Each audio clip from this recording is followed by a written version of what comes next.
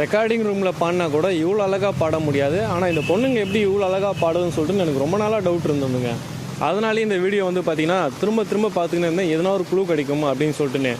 ஆனால் எனக்கு ரொம்ப நேரம் பார்த்ததுக்கப்புறம் தான் ஒரு வீடியோ கண்ணில் மாட்டிச்சு.